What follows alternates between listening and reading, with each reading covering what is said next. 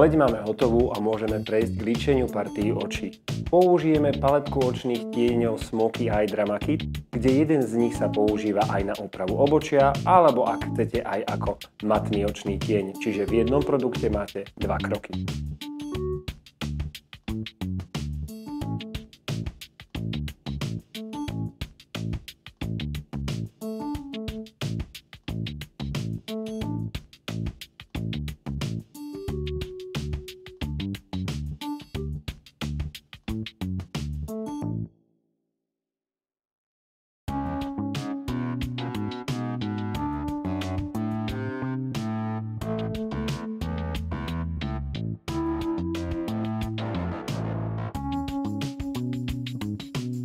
Na zvýraznenie línie oka použijeme hnedú vodeodolnú ceruzku Liquid Effect Pencil.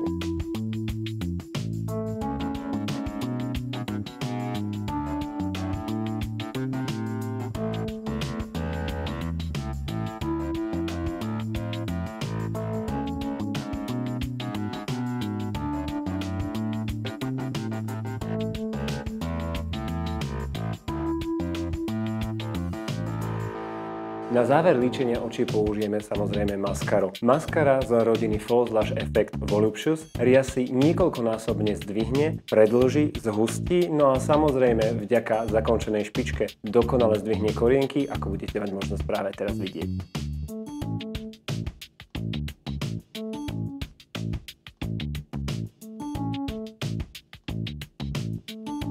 Na záver denného líčenia použijeme na pery lesk Color Elixir Gloss, ktorý naozaj prirodzene zvýrazní len jemnú farbu pier a hodí sa aj na každý deň.